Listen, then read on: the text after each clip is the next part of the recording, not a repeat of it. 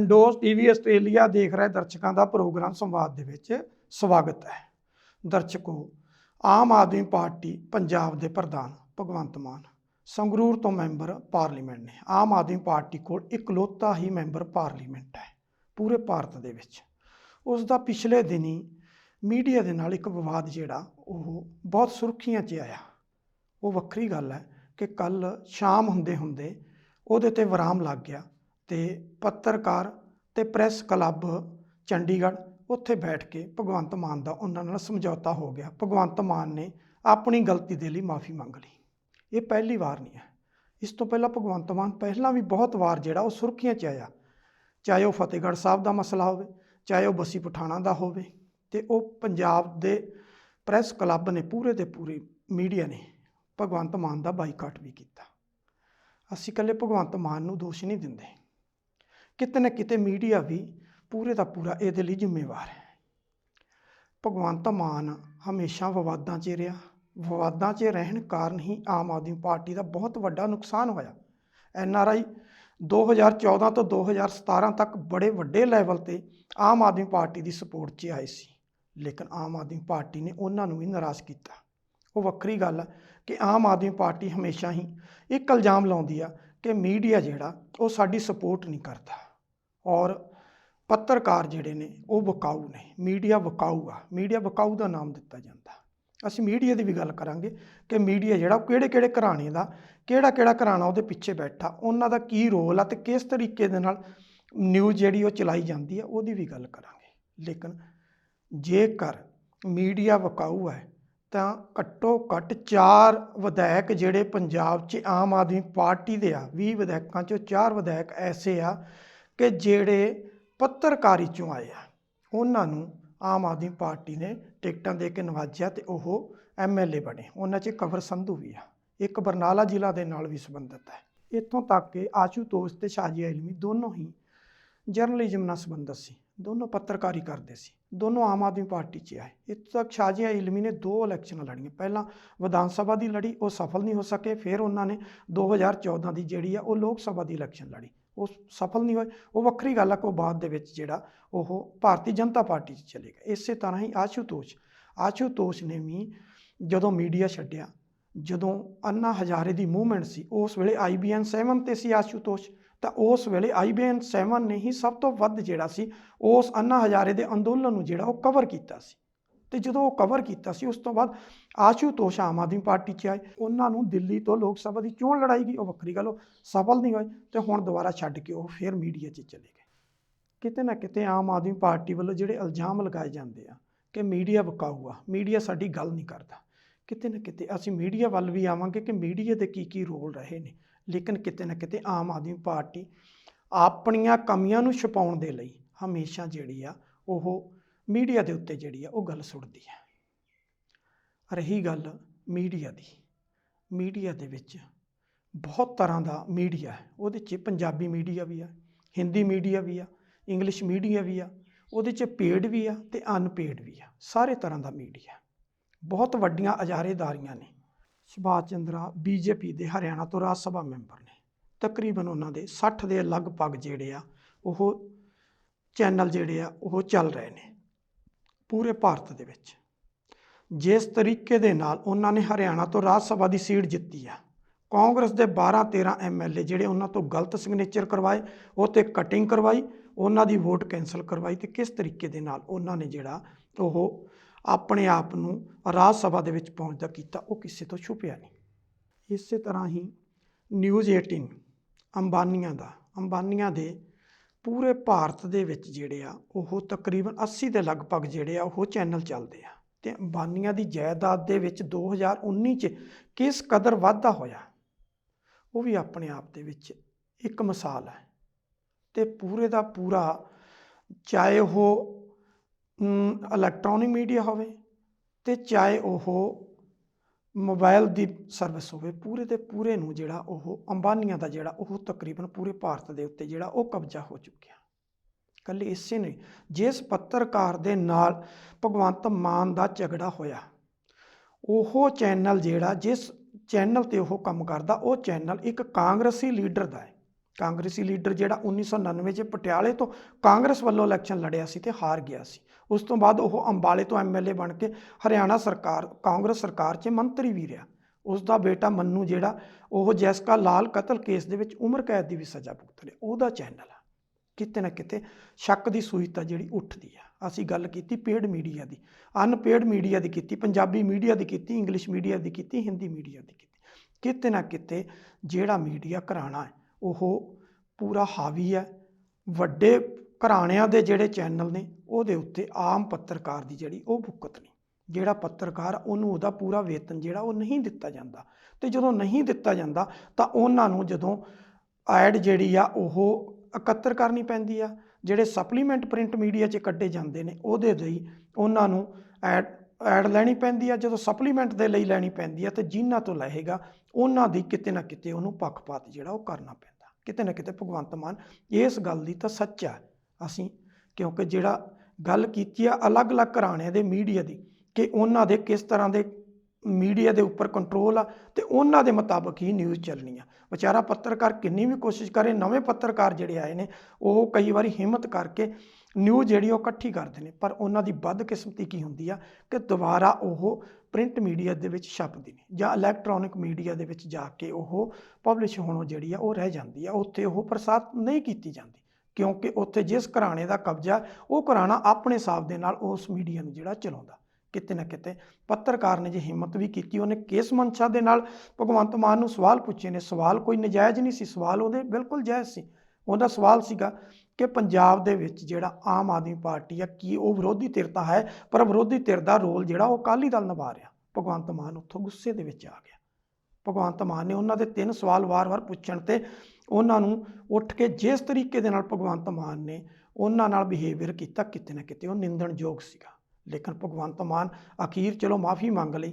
ਮਾफ़ੀ ਮੰਗ ਕੇ ਪੂਰੇ ਪੱਤਰਕਾਰ ਭਾਈਚਾਰੇ ਨੇ ਜਿਹੜਾ ਉਹਨਾਂ ਦਾ ਬਾਈਕਾਟ ਕੀਤਾ ਸੀ ਉਹ ਵਾਪਸ ਲੈ ਲਿਆ ਅਤੇ ਦੋਨਾਂ ਦੇ ਵਿੱਚ ਜਿਹੜਾ ਉਹ ਸਮਝੌਤਾ ਹੋ ਗਿਆ। ਲੇਕਿਨ ਮੀਡੀਆ ਸੈਕਸ਼ਨ ਵੀ ਕਿਤੇ ਨਾ ਕਿਤੇ ਦੋਸ਼ੀ ਆ। ਪੂਰੇ ਭਾਰਤ ਦਾ ਮੀਡੀਆ ਜਿਹੜਾ ਉਹਦੀ ਜੋ ਹਾਲਤ ਬਣੀ ਪਈ ਹੈ, ਕੇਵਲ 1-2 ਚੈਨਲਾਂ ਨੂੰ ਛੱਡ ਕੇ ਉਹ ਸਾਰੇ ਦੀ ਸਾਰੀ ਨਿੰਦਣਯੋਗ ਬਣੀ ਪਈ ਆ। ਜੋ ਉੱਥੇ ਮੋਦੀ ਮੀਡੀਆ ਕਿਹਾ ਜਾਂਦਾ ਸੀ, ਗੋਦੀ ਮੀਡੀਆ ਕਿਹਾ ਜਾਂਦਾ ਸੀ, ਅਖੀਰ ਦੇ ਉੱਤੇ ਆ ਕੇ ਘੋੜੀ ਮੀਡੀਆ ਵੀ ਜਿਹੜਾ ਉਹਦਾ ਨਾਮ ਵੀ ਦੇ ਦਿੱਤਾ ਗਿਆ ਕਿ ਕਿਸ ਤਰੀਕੇ ਦੇ ਨਾਲ ਮੀਡੀਆ ਜਿਹੜਾ ਉਸ ਨੂੰ ਆਪਣੇ ਪਰਪਸ ਦੇ ਲਈ ਇਲੈਕਸ਼ਨਾਂ ਦੇ ਵਿੱਚ ਖਾਸ ਕਰਕੇ ਵਰਤਿਆ ਜਾਂਦਾ। ਉਹ ਵੱਖਰੀ ਗੱਲ ਸੀ ਕਿ ਪਹਿਲਾਂ ਪੇਡ ਨਿਊਜ਼ ਲਗਾਈਆਂ ਜਾਂਦੀਆਂ ਸੀ, ਹੁਣ ਪੂਰੇ ਦਾ ਪੂਰਾ ਚੈਨਲ ਹੀ ਪੇਡ ਹੋ ਗਿਆ। ਉਸ ਉੱਤੇ ਆ ਕੇ ਸਵਾਲ ਜਿਹੜੇ ਖੜਨੇ ਸੁਭਾਵਿਕ ਆ। ਔਰ ਵੇਤਨ ਦੀ ਗੱਲ ਕਰ ਲਈਏ, ਬਹੁਤਾ ਪ੍ਰਿੰਟ ਮੀਡੀਆ ਦੇ ਅੰਦਰ ਤਾਂ ਇਹੋ ਜਿਹੇ ਜਿਹੜੇ ਆ ਉਹ ਪੱਤਰਕਾਰ ਬੈਠੇ ਆ ਜਿਨ੍ਹਾਂ ਦੀ ਜਿਹੜੀ ਸੈਲਰੀ ਉਹ ਦੱਸਣਯੋਗ ਨਹੀਂ। ਜਿਹੜੇ ਛੋਟੇ ਕਸਬਿਆਂ 'ਚ ਬੈਠੇ ਉਹਨਾਂ ਨੂੰ ਕੇਵਲ ਤੇ ਕੇਵਲ ਉਹਨਾਂ ਦੇ ਆਫਿਸ ਦਾ ਖਰਚਾ ਜਿਹੜਾ ਉਹ ਦਿੱਤਾ ਜਾਂਦਾ, ਅਤੇ ਬਾਕੀ ਬਹੁਤਾਤ ਉਹ ਨੇ ਜਿਹੜੇ 5000 7000 8000 10000 ਅਤੇ ਬਹੁਤੇ 15000 ਤੱਕ ਇੱਥੇ ਬੈਠੇ। ਹਾਂ, ਇੰਗਲਿਸ਼ ਦੇ ਨਿਊਜ਼ਪੇਪਰ ਨੇ ਉਹ ਜਾਂ ਜਿੱਦਾਂ ਟ੍ਰਿਬਿਊਨ ਟਰਸਟ ਹੈ, ਇਹਨਾਂ ਦੀ ਗੱਲ ਕਰ ਲਈਏ ਤਾਂ ਉਹਨਾਂ ਦੇ ਕੁਝ ਪੱਤਰਕਾਰ ਐਸੇ ਨੇ ਜਿਨ੍ਹਾਂ ਨੂੰ ਉਹਨਾਂ ਦੀ ਪੂਰੀ ਸੈਲਰੀ ਜਿਹੜੀ ਉਹ ਮਿਲਦੀ ਹੈ ਅਤੇ ਬਾਕੀਆਂ ਦੀ ਜਿਹੜੀ ਹਾਲਤ ਹੈ ਉਹ ਕੋਈ ਬਹੁਤੀ ਚੰਗੀ ਨਹੀਂ ਹੈ। ਕਿਤੇ ਨਾ ਕਿਤੇ ਮੀਡੀਆ ਘਰਾਣਾ ਵੀ ਇਹ ਸਾਰੇ ਦੇ ਸਾਰਾ ਜਿਹੜਾ ਕ੍ਰਾਈਸਿਸ ਹੋਇਆ ਇਹਦੇ ਲਈ ਜ਼ਿੰਮੇਵਾਰ ਹੈ। ਉਹਨੂੰ ਇਹਦੇ ਤੋਂ ਮੁਨਕਰ ਜਿਹੜਾ ਉਹ ਨਹੀਂ ਕੀਤਾ ਜਾ ਸਕਦਾ। ਲੇਕਿਨ ਜੇ ਭਗਵੰਤ ਮਾਨ ਕਹੇ ਕਿ ਉਹਨਾਂ ਨੂੰ ਇਹਦੇ ਤੋਂ ਬਰੀ ਕਰ ਦਿੱਤਾ ਜਾਵੇ, ਭਗਵੰਤ ਮਾਨ ਨੂੰ ਵੀ ਬਰੀ ਨਹੀਂ ਕੀਤਾ ਜਾ ਸਕਦਾ ਕਿਉਂਕਿ ਮੀਡੀਆ ਦਾ ਇੱਕ ਜੌਬ ਆ ਕਿ ਉਹਨਾਂ ਨੇ ਸਵਾਲ ਕਰਨੇ ਆ। ਪੱਤਰਕਾਰ ਦੀ ਜੌਬ ਆ ਕਿਉਂਕਿ ਪੱਤਰਕਾਰ ਸਵਾਲ ਕਰੇਗਾ। ਜਿਸ ਤਰ੍ਹਾਂ member of parliament the job ਆ ਕਿ ਉਹਨੇ ਲੋਕਾਂ ਦਾ ਚੁਣਿਆ ਹੋਇਆ ਨੁਮਾਇੰਦਾ ਪਾਰਲੀਮੈਂਟ 'ਚ ਗਿਆ ਅਤੇ ਪਾਰਲੀਮੈਂਟ ਦੇ ਵਿੱਚ ਲੋਕਾਂ ਨਾਲ ਸੰਬੰਧਿਤ ਸਵਾਲ ਉਹਨੇ ਕਰਨੇ ਹੀ ਕਰਨੇ ਨੇ, ਸਪੀਕਰ ਦੇ ਥਰੂ ਕਰਨੇ ਨੇ, ਸੰਬੰਧਿਤ ਡਿਪਾਰਟਮੈਂਟ ਦੇ ਮੰਤਰੀ ਨੂੰ ਕਰਨੇ ਨੇ ਅਤੇ ਉਹਦਾ ਜਵਾਬ ਮੰਗਣਾ। ਇਸੇ ਤਰੀਕੇ ਦੇ ਨਾਲ ਜਰਨਲਿਜ਼ਮ ਦੇ ਅੰਦਰ ਜਿਹੜਾ ਪੱਤਰਕਾਰ ਆ ਉਹਦਾ ਸਵਾਲ ਕਰਨਾ ਬਣਦਾ ਹੈ ਅਤੇ ਜਦੋਂ ਸਵਾਲ ਕੀਤਾ ਤੁਸੀਂ ਉਹਦਾ ਜਵਾਬ ਨਹੀਂ ਦੇਣਾ ਅਤੇ ਨੋ ਕਮੈਂਟ ਕਰਕੇ ਤੁਸੀਂ ਉਹਦਾ ਅੱਗੇ ਜਾ ਸਕਦੇ ਹੋ। ਲੇਕਿਨ ਜੇ ਉਹ ਜੋ ਬਿਹੇਵੀਅਰ ਕੀਤਾ ਗਿਆ ਉਹ ਕਿਤੇ ਨਾ ਕਿਤੇ ਨਿੰਦਣਯੋਗ ਆ। ਉਹਦੀ ਜਿੰਨੀ ਵੀ ਨਿੰਦਾ ਕੀਤੀ ਜਾਵੇ ਓਨੀ ਘੱਟ ਆ।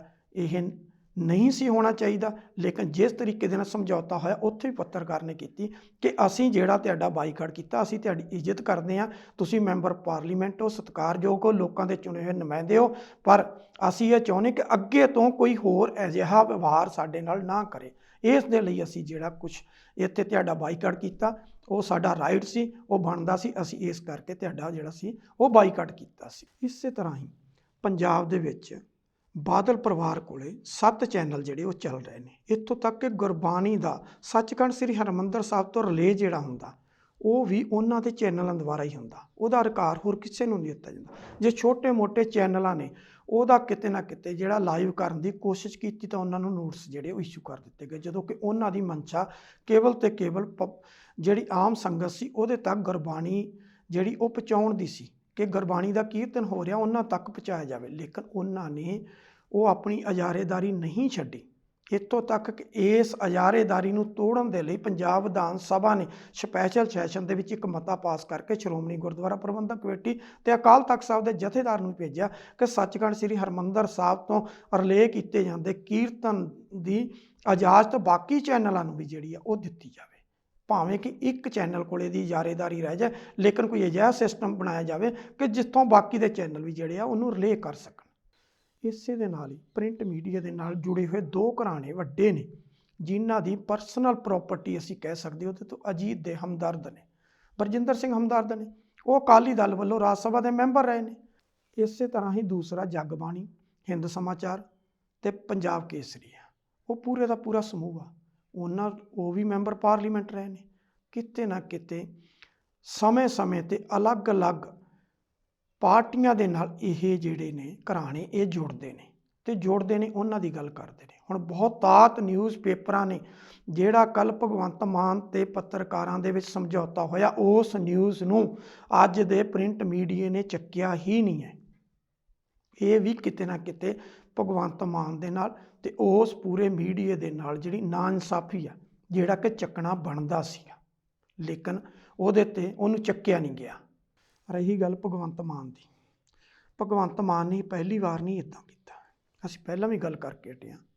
ਆਸਟ੍ਰੇਲੀਆ 'ਚ ਇੱਕ ਨੌਜਵਾਨ ਦੀ ਮੌਤ ਹੋਈ ਸੀ ਸੰਗਰੂਰ ਦੇ ਵਿੱਚ। ਜਦੋਂ ਉਹਦਾ ਸੰਸਕਾਰ ਹੋਣਾ ਸੀ ਉਸ ਵੇਲੇ ਬਹੁਤ ਜ਼ਿਆਦਾ ਲੋਕ ਇਕੱਠੇ ਹੋਏ ਸੀ। ਉਸ ਵੇਲੇ ਸੰਗਰੂਰ ਦਾ SSP ਪ੍ਰਿਤਪਾਲ ਸਿੰਘ ਥਿੰਦ ਸੀ। ਉਹ ਆਪਣੀ ਗੱਡੀ 'ਤੇ, ਕਿਉਂਕਿ ਜਦੋਂ ਤੁਸੀਂ ਭੀੜ ਨੂੰ ਕੰਟਰੋਲ ਕਰਨਾ ਤੇ ਤੁਹਾਡਾ ਇੱਕ ਕੋਡ ਹੈ, ਉਸ ਕੋਡ ਦੇ ਮੁਤਾਬਕ ਤੁਹਾਨੂੰ ਡਰੈਸ 'ਚ ਜਾਣਾ ਪਏਗਾ ਤੇ ਤੁਹਾਨੂੰ ਆਪਣੇ ਪੂਰੇ ਲਾਮ ਲਸ਼ਕਰ ਦੇ ਨਾਲ ਜਾਣਾ ਪਏਗਾ। ਤਾਂ ਉਸ ਵੇਲੇ ਸੰਗਰੂਰ ਦਾ SSP ਜਿਹੜਾ ਸੀ ਉਹ ਪੂਰੇ ਲਾਮ ਲਸ਼ਕਰ ਦੇ ਨਾਲ ਤੇ ਆਪਣੀ ਗੱਡੀ ਦੇ ਉੱਪਰ ਬੱਤੀ ਲਗਾ ਕੇ ਡਰੈਸ 'ਚ ਜਦੋਂ ਉੱਥੇ ਗਿਆ ਤੇ ਭਗਵੰਤ ਮਾਨ ਨੇ ਜਿਸ ਤਰੀਕੇ ਦੇ ਨਾਲ ਉਹਦੀ ਇਨਸਲਟ ਕੀਤੀ ਕਿ ਇੱਥੇ ਨੌਜਵਾਨ ਦੀ ਮੌਤ ਹੋਈ ਆ ਤੇ ਤੁਸੀਂ ਬੱਤੀਆਂ ਲਾਈ ਫਿਰਦੇ ਹੋ, ਤੁਹਾਨੂੰ ਸ਼ਰਮ ਨਹੀਂ ਆਉਂਦੀ, ਤੁਸੀਂ ਕਿਹੜੇ ਪਬਲਿਕ ਦੇ ਰਾਖੇ ਹੋ। ਕਿਤੇ ਨਾ ਕਿਤੇ ਭਗਵੰਤ ਮਾਨ ਵੀ ਆਪ ਜਿਹੜਾ ਉਹ ਖੋ ਬੈਠਦਾ। ਇੱਥੇ ਨਹੀਂ, ਇੱਕ ਪੁਲ ਟੁੱਟਿਆ ਹੋਇਆ ਸੀ, ਸੰਗਰੂਰ ਜ਼ਿਲ੍ਹੇ ਦੀ ਹੀ ਗੱਲ ਹੈ। ਉੱਥੇ ਇੱਕ ਐਕਸੀਅਨ ਨੂੰ ਬੁਲਾ ਕੇ ਉਹਦੀ ਇੰਨੀ ਬੇਇੱਜ਼ਤੀ ਕੀਤੀ ਗਈ ਕਿ ਉਹ ਐਕਸੀਅਨ ਜਿਹੜਾ ਸੀ ਉਹ ਆਪਣੀ ਨੌਕਰੀ ਹੀ ਛੱਡ ਕੇ ਘਰ ਚਲਾ ਗਿਆ। ਕਿਤੇ ਨਾ ਕਿਤੇ ਭਗਵੰਤ ਮਾਨ ਵੀ ਜਿਹੜਾ ਉਹ ਆਪ ਜਿਹੜਾ ਉਹ ਖੋ ਬੈਠਦਾ। ਹੁਣ ਰਹੀ ਗੱਲ ਕਿ ਮੀਡੀਆ 'ਤੇ ਇੱਕ ਦੋਸ਼ ਦਿੱਤਾ ਜਾਂਦਾ ਕਿ ਮੀਡੀਆ ਨੇ ਆਮ ਆਦਮੀ ਪਾਰਟੀ ਜਿਹੜੀ ਆ ਉਹਨੂੰ ਪੰਜਾਬ 'ਚ ਸੱਤਾ 'ਚ ਨਹੀਂ ਆਉਣ ਦਿੱਤਾ। ਸ਼ਾਇਦ ਆਮ ਆਦਮੀ ਪਾਰਟੀ ਵਾਲੇ ਭੁੱਲ ਗਏ ਕਿ ਇਹ ਮੀਡੀਆ ਹੀ ਸੀ ਜਿਨ੍ਹਾਂ ਨੇ ਤੁਹਾਨੂੰ ਪੂਰੇ ਪੰਜਾਬ 'ਚ ਤੁਹਾਡੀ ਹਵਾ ਬਣਾਈ, ਜਿਨ੍ਹਾਂ ਨੇ ਤੁਹਾਡੀ ਸਰਕਾਰ ਜਿਹੜੀ ਸੀ ਉਹਨੂੰ ਟਿਕਾਣੇ ਤੱਕ ਲਿਆਉਣ ਦੀ ਜਿਹੜੀ ਉਹ ਪੂਰੀ ਕੋਸ਼ਿਸ਼ ਕੀਤੀ, ਲੇਕਿਨ ਤੁਸੀਂ ਆਪਣੀਆਂ ਨਾਕਾਮੀਆਂ ਕਾਰਨ ਜਿਹੜੇ ਉਹ ਫੇਲ ਹੋਏ। ਇਹ ਮੀਡੀਆ ਹੀ ਸੀ ਜਿਹੜੇ ਤੁਹਾਨੂੰ ਇੱਥੋਂ ਤੱਕ ਪਹੁੰਚਾ ਗਏ। ਲੇਕਿਨ ਪੰਜਾਬ ਦੇ ਅੰਦਰ ਸ਼ਾਇਦ ਇੱਕ ਜਿਸ ਦਿਨ ਮਾਰਚ 2017 ਦੇ ਵਿੱਚ ਰਿਜ਼ਲਟ ਆਏ ਸੀ, ਉਸ ਦਿਨ ਇੱਕ TV ਚੈਨਲ 'ਤੇ ਲਾਈਵ ਦੇ ਵਿੱਚ ਮੈਂ ਇਹ ਗੱਲ ਕਹੀ ਸੀ ਕਿ ਜਦੋਂ ਇਹ ਪਾਰਟੀ 20 ਸੀਟਾਂ ਦੇ ਉੱਤੇ ਸਿਮਟ ਗਈ ਤਾਂ ਆਉਣ ਵਾਲੇ 5 ਸਾਲਾਂ ਦੇ ਵਿੱਚ ਇਹਨਾਂ ਦੇ ਸਾਰੇ MLA ਜਿਹੜੇ ਆ ਉਹ 3 ਰਵਾਇਤੀ ਪਾਰਟੀਆਂ ਨੇ, ਜਿਹਦੇ 'ਚ BJP ਆ, ਅਕਾਲੀ ਦਲ ਆ ਤੇ ਕਾਂਗਰਸ ਆ। ਇਹਨਾਂ ਤਿੰਨਾਂ ਦੇ ਵਿੱਚ ਜਿਹੜਾ ਅਮਰਜ ਹੋ ਜਾਣਾ, ਇਹਨਾਂ ਦੇ ਕੋਲ ਕੁਛ ਨਹੀਂ ਬਚਣਾ। ਹਾਂ, ਜੇ ਇਹ ਸਰਕਾਰ ਬਣਾ ਜਾਂਦੇ ਤਾਂ ਇਹਨਾਂ ਦੀ ਕੁਛ ਨਾ ਕੁਛ ਜਿਹੜੀ ਸੀ ਉਹ 65 ਰਹਿ ਜਾਣੀ ਸੀ। ਇਹਨਾਂ ਨੇ ਸਰਕਾਰ ਚਲਾਉਂਦੇ ਨਾ ਚਲਾਉਂਦੇ ਉਹ ਬਾਅਦ ਦੀ ਗੱਲ ਸੀ, ਲੇਕਿਨ ਜਿਸ ਤਰੀਕੇ ਦੇ ਨਾਲ ਇਹ ਆਪੋਜੀਸ਼ਨ 'ਚ ਆਏ ਨੇ ਉਹ ਬੜਾ ਵੱਡਾ ਇੱਕ ਵਰਡਿਕ ਸੀ ਕਿ ਵੱਖਰੀ ਗੱਲ ਸੀ ਕਾਂਗਰਸ ਦੀ ਸਰਕਾਰ ਬਣੀ ਸੀ, ਲੇਕਿਨ ਜਿਸ ਤਰੀਕੇ ਦੇ ਨਾਲ ਪਬਲਿਕ ਨੇ ਇਹਨਾਂ ਨੂੰ ਆਪੋਜੀਸ਼ਨ 'ਚ ਲਿਆਂਦਾ ਸੀ ਤੇ ਅਕਾਲੀ ਦਲ ਨੂੰ ਨੰਬਰ 3 ਤੇ ਉੱਤੇ ਤੱਕ ਦਿੱਤਾ ਸੀ, ਉਹ ਵੀ ਇੱਕ ਮਿਸਾਲ ਸੀ। ਪਰ ਆਪਣੀਆਂ ਨਾਕਾਮੀਆਂ ਦੇ ਕਾਰਨ ਆਮ ਆਦਮੀ ਪਾਰਟੀ ਜਿਹੜੀ ਆ ਉਹ ਸਫਲ ਨਹੀਂ ਹੋ ਸਕੀ।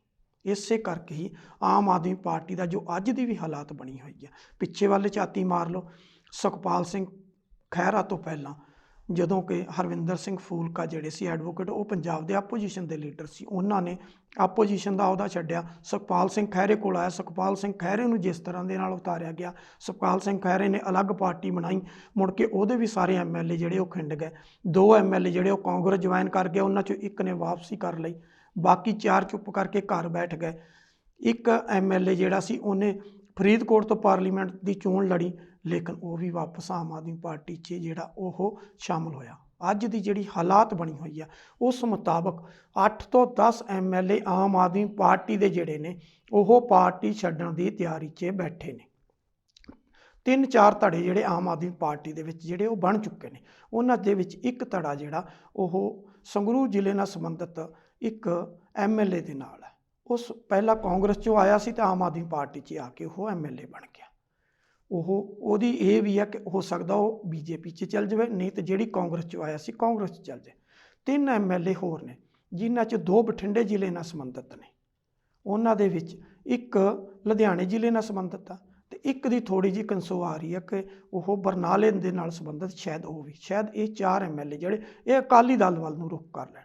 ਜਿਹੜੇ ਬਾਕੀ ਬਚੇ ਹੋਏ ਨੇ ਉਹ ਸਾਰੇ ਦੇ ਸਾਰੇ ਕਾਂਗਰਸ 'ਚ ਜਾਣ ਦੀ ਤਿਆਰੀ 'ਚ ਨੇ, ਲੇਕਿਨ ਕਿਉਂਕਿ ਦਿੱਲੀ ਵਿਧਾਨ ਸਭਾ ਦੀ ਚੋਣ ਆ ਰਹੀ ਆ, ਉਹਦੇ ਲਈ ਕੁਛ ਨਾ ਕੁਛ ਰੁਕੇ ਹੋਏ ਨੇ ਕਿ ਜੇਕਰ ਉੱਥੇ ਅਰਵਿੰਦ ਕੇਜਰੀਵਾਲ ਦੀ ਦੁਬਾਰਾ ਸਰਕਾਰ ਆ ਗਈ ਤਾਂ ਅਸੀਂ ਉਧਰ ਨੂੰ ਮੂੰਹ ਕਰ ਲਵਾਂਗੇ, ਜੇ ਨਾ ਆਈ ਤਾਂ ਫਿਰ ਅਸੀਂ ਆਮ ਆਦਮੀ ਪਾਰਟੀ ਜਿਹੜੀ ਆ ਉਹਨੂੰ ਕਿਨਾਰਾ ਕਰਕੇ ਇਹਨਾਂ ਪਾਰਟੀਆਂ 'ਚ ਜਾਣ ਦੀ ਜਿਹੜੀ ਆ ਉਹਨਾਂ ਦੀ ਤਿਆਰੀ ਤਕਰੀਬਨ ਹੋਈ ਆ। ਇਹ ਆਮ ਆਦਮੀ ਪਾਰਟੀ ਲਈ ਵੱਡੀ ਸੈਟਬੈਕ ਆ ਕਿ ਜਿਹੜੀ ਆਪੋਜੀਸ਼ਨ ਦਾ ਰੋਲ ਨਿਭਾਉਣ ਵਾਲੀ ਪਾਰਟੀ ਆ ਕਿ ਕਿਤੇ ਉਹ ਆਪੋਜੀਸ਼ਨ ਦੇ ਅਹੁਦੇ ਤੋਂ ਹੀ ਹੱਥ ਨਾ ਧੋ ਬੈਠੇ। ਇਹ ਆਉਣ ਵਾਲੇ ਦਿਨਾਂ ਦੀ ਆਮ ਆਦਮੀ ਪਾਰਟੀ ਦੇ ਉੱਤੇ ਬੜੀ ਵੱਡੀ ਤਲਵਾਰ ਲਟਕੀ ਹੋਈ ਆ, ਇਸੇ ਦੇ ਨਾਲ ਹੀ ਰਲਦੀ ਹੈ। ਆਮ ਆਦਮੀ ਪਾਰਟੀ ਕਹਿੰਦੀ ਅਸੀਂ ਲੋਕਾਂ ਦੀ ਗੱਲ ਕਰਦੇ ਹਾਂ, ਅਸੀਂ ਲੋਕਾਂ ਦੇ ਲਈ ਖੜਦੇ ਹਾਂ, ਲੇਕਿਨ ਜਿਸ ਪ੍ਰਸ਼ਾਂਤ ਕਿਸ਼ੋਰ ਨੇ ਪੰਜਾਬ ਦੇ ਵਿੱਚ 2017 ਦੇ ਵਿੱਚ ਆਮ ਆਦਮੀ ਪਾਰਟੀ ਦੇ ਰੱਥ ਨੂੰ ਰੋਕਿਆ ਸੀ ਤੇ ਕਾਂਗਰਸ ਦੀ ਸਰਕਾਰ 500 ਕਰੋੜ ਰੁਪਇਆ ਲੈ ਕੇ ਉਹਨਾਂ ਦੇ ਲਈ ਉਹਨੇ ਕੰਪੇਨ ਕੀਤੀ ਸੀ ਤੇ ਉਹਨਾਂ ਦੀ ਸਰਕਾਰ ਬਣੀ ਸੀ।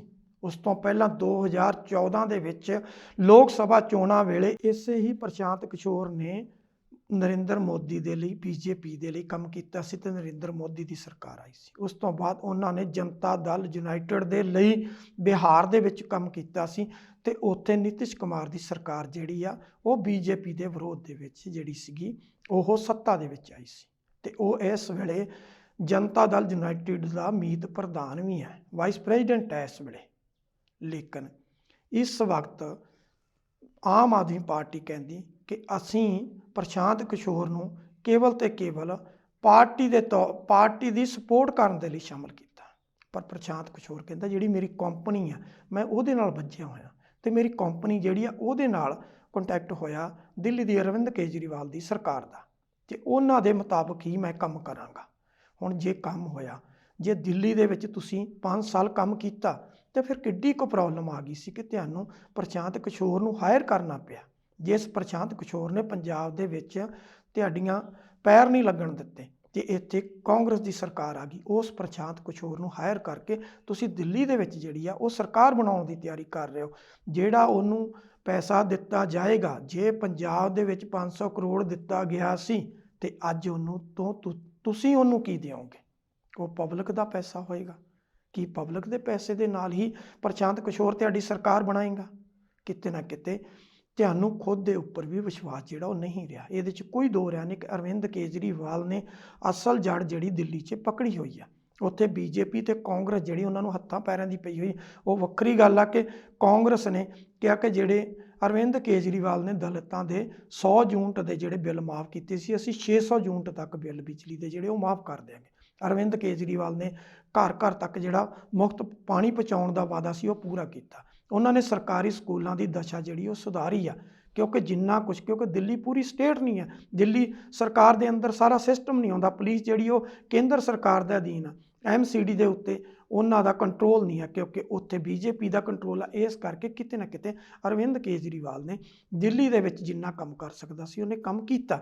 ਲੇਕਿਨ ਫਿਰ ਵੀ ਜੇ ਤੁਸੀਂ ਪ੍ਰਸ਼ਾਂਤ ਕਿਸ਼ੋਰ ਨੂੰ ਉੱਥੇ ਲੈ ਕੇ ਜਾਂਦੇ ਹੋ ਤੇ ਪ੍ਰਸ਼ਾਂਤ ਕਿਸ਼ੋਰ ਨੂੰ ਤੁਸੀਂ ਜਿਸ ਤਰੀਕੇ ਨਾਲ ਹਾਇਰ ਕੀਤਾ, ਪਾਰਟੀ ਦੇ ਲਈ ਕੰਮ ਕਰਨ ਲਈ ਉਹਦੀ ਕੰਪਨੀ ਨੂੰ ਹਾਇਰ ਕੀਤਾ, ਕਿਤੇ ਨਾ ਕਿਤੇ ਸਵਾਲ ਤਾਂ ਤੁਹਾਡੇ ਤੇ ਵੀ ਉੱਠਣਗੇ ਕਿ ਜੇ ਤੁਸੀਂ ਕੰਮ ਕੀਤਾ ਸੀ ਤਾਂ ਫਿਰ ਇਹਨੂੰ ਹਾਇਰ ਕਰਨ ਦੀ ਕੀ ਜ਼ਰੂਰਤ ਸੀ। ਤੁਸੀਂ ਪਬਲਿਕ ਕੋਲ ਉਹਦੇ ਵਰਡਿਕਟ ਲਈ ਜਾਂਦੇ, ਪਬਲਿਕ ਤੁਹਾਨੂੰ ਚੁਣਦੀ ਤਾਂ ਤੁਸੀਂ ਸਰਕਾਰ ਬਣਾਉਂਦੇ, ਨਹੀਂ ਚੁਣਦੀ ਤਾਂ ਤੁਸੀਂ ਆਪੋਜੀਸ਼ਨ 'ਚ ਬੈਠ ਜਾਂਦੇ, ਸਾਈਡ 'ਤੇ ਹੋ ਜਾਂਦੇ। ਲੇਕਿਨ ਪੇਡ ਬੰਦੇ ਨੂੰ ਲਿਜਾ ਕੇ ਤੁਸੀਂ ਜੇ ਪ੍ਰਚਾਰ ਕਰਵਾਉਂਦੇ ਹੋ ਤਾਂ ਕਿਤੇ ਨਾ ਕਿਤੇ ਸਵਾਲ ਜਿਹੜੇ ਆ ਉਹ ਤੁਹਾਡੇ ਤੇ ਉੱਠਣਗੇ, ਫਿਰ ਤੁਹਾਨੂੰ ਉਹਦੇ ਜਵਾਬ ਜਿਹੜੇ ਆ ਉਹ ਦੇਣੇ ਪੈਣਗੇ। ਇਸ ਕਰਕੇ ਆਮ ਆਦਮੀ ਪਾਰਟੀ ਚਾਹੇ ਪੰਜਾਬ ਦੀ ਹੈ ਚਾਹੇ ਦਿੱਲੀ ਦੀ ਹੈ, ਇਹਨਾਂ ਦੇ ਉੱਤੇ ਸਵਾਲ ਤਾਂ ਖੜੇ ਹੋ ਰਹੇ ਨੇ ਕਿ ਜਿਸ ਤਰੀਕੇ ਦੇ ਨਾਲ ਤੁਹਾਡਾ ਵਿਵਹਾਰ ਹੈ ਉਸ ਵਿਵਹਾਰ ਨੂੰ ਚੇਂਜ ਕਰੋ। ਅਸੀਂ ਇੱਥੇ ਮੀਡੀਆ ਦੇ ਸੈਕਸ਼ਨ ਦੀ ਗੱਲ ਕੀਤੀ ਹੈ, ਅਸੀਂ ਇੱਥੇ ਆਮ ਆਦਮੀ ਪਾਰਟੀ ਦੇ ਵਿਹਾਰ ਦੀ ਗੱਲ ਕੀਤੀ। ਹਮੇਸ਼ਾ ਆਮ ਆਦਮੀ ਪਾਰਟੀ ਕਹਿੰਦੀ ਕਿ ਮੀਡੀਆ ਸਾਡਾ ਸਾਥ ਨਹੀਂ ਦਿੰਦਾ, ਪਰ ਅਸੀਂ ਇੱਥੇ ਮੀਡੀਆ ਦੀ ਵੀ ਗੱਲ ਕੀਤੀ ਕਿ ਮੀਡੀਆ ਕਿਹੜੇ ਘਰਾਣੇ ਨਾਲ ਜੁੜਿਆ ਹੋਇਆ ਤੇ ਉਹ ਘਰਾਣੇ ਨੇ ਕਿਸ ਤਰੀਕੇ ਨਾਲ ਮੀਡੀਆ ਨੂੰ ਆਪਣੇ ਹਿਸਾਬ ਨਾਲ ਵਰਤਿਆ ਜਿਹੜਾ। ਤੇ ਅਸੀਂ ਇੱਥੇ ਆਮ ਆਦਮੀ ਪਾਰਟੀ ਦੇ ਭਗਵੰਤ ਮਾਨ ਦੀ ਤੇ ਉਹਦੀ ਪੂਰੀ ਲੀਡਰਸ਼ਿਪ ਦੀ ਵੀ ਗੱਲ ਕੀਤੀ ਆ ਕਿ ਉਹਨਾਂ ਨੇ ਕਿਸ ਤਰੀਕੇ ਦਾ ਉਹਨਾਂ ਵਿਵਹਾਰ ਆ, ਕਿਸ ਤਰੀਕੇ ਦੇ ਨਾਲ ਉਹਨਾਂ ਨੇ ਪਿਛਲੇ ਸਮੇਂ ਦੇ ਵਿੱਚ ਜਦੋਂ ਸੁੱਚਾ ਸਿੰਘ ਛੋਟੇਪੁਰ ਆਇਆ, ਉਸ ਤੋਂ ਪਹਿਲਾਂ ਜਦੋਂ ਡਾਕਟਰ ਸੁਮੇਲ ਸਿੰਘ ਆਏ, ਉਹਨਾਂ ਨੂੰ ਕਿਸ ਤਰੀਕੇ ਨਾਲ ਵਾਰ-ਵਾਰ ਖੁੱਡੇ ਲੈਣ ਲਾਇਆ, ਗੁਰਪ੍ਰੀਤ ਘੁੱਗੀ ਨੂੰ ਕਿਸ ਤਰ੍ਹਾਂ ਲਾਇਆ ਗਿਆ, ਪ੍ਰੋਫੈਸਰ ਮਨਜੀਤ ਸਿੰਘ ਨੂੰ ਪੰਜਾਬ 'ਚ ਕਿਸ ਤਰ੍ਹਾਂ ਲਾਇਆ ਗਿਆ, ਜੋਗਿੰਦਰ ਯਾਦਵ ਨੂੰ ਕਿਸ ਤਰ੍ਹਾਂ ਲਾਇਆ ਗਿਆ।